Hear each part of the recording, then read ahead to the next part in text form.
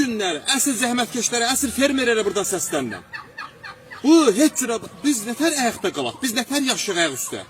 Bu günləri ölkəmizdə südün qiyməti neçədir? Biz kimlərin əlində qalmışıq? Biz zülümlə istehsal etdiyimiz südü bizdə neçəyə alırlar?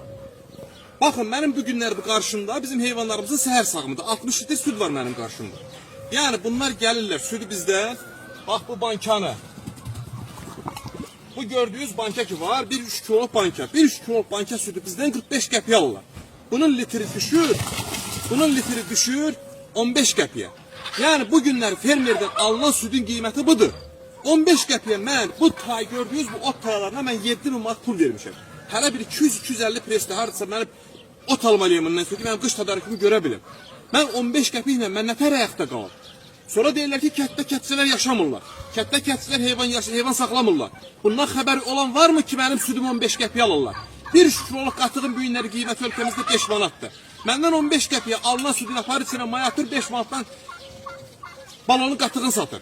Yəni bu belə olmaz axı. Mən heyvanlarla məşğul olan bir adamam. Mən buradan südümü aparıb, dalma şəhərlərimi aparıb, Bakıdan mən qapı-qapı süd satmalıyam. Bu dünyanın harasında 15 qəpiyə süd var?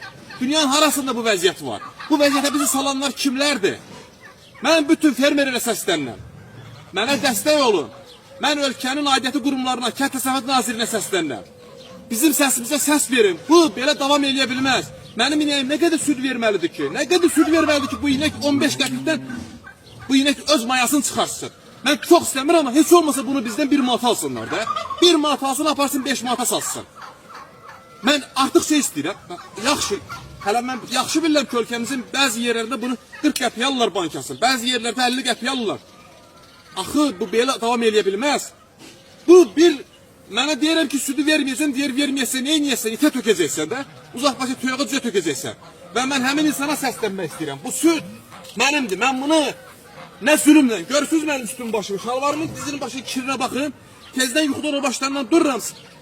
Mənə yuxudan duranda əlimə lapatka olur. Mənə deyir, südü tökəsəm o ana, də itə tökəcəksən. Bəli, mən südümü tökəcəm o ana. Tutacam o belə tökəcəm o ana südümü. Amma onu bil ki, mən 15 qəpiyə süd verməyəcəm. Tadım ki, mənim südümün qiyməti düzələnə qədər, tadım ki, mənim südüm, mənim tələblərim yerinə yetirilənə qədər, mən heç kimə süd verməyəcəm. Ya bu malı tələf edin, mən də kötü çıxıb gedəcəm Bakıya, hamısı nə var, satıb onun dəmirin, daşın, heyvanı, satıb mən də çıxıb gedəcəm Bakıya, ya da ki, mənim südümü bir insan qiymətinə götürür. Demir ama gəl mənim südümün litrini 1 manata götür. Heç olmasa bunun bankasını 1 manata götür ki, biz də ayaqda qala bilək də. Heç olmasa bizim inəyimiz verdiğimiz südü, bunun bankasını 1 manata götür ki, otumuzun, yemimizin pulunu çıxarda bilək də. İrəli getməyək, heç olmasa yaşaya bilək, sürünməyək. Bu qədər. Mən bütün fermerlərə səslənirəm ki, bizə dəstək verin.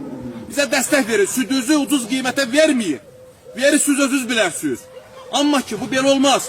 Kənd Təsərrüfatı Naziri, hörmətli Məzun Məmmədov, sizdən artıq xahiş edirəm. Bizə sahib çıxın.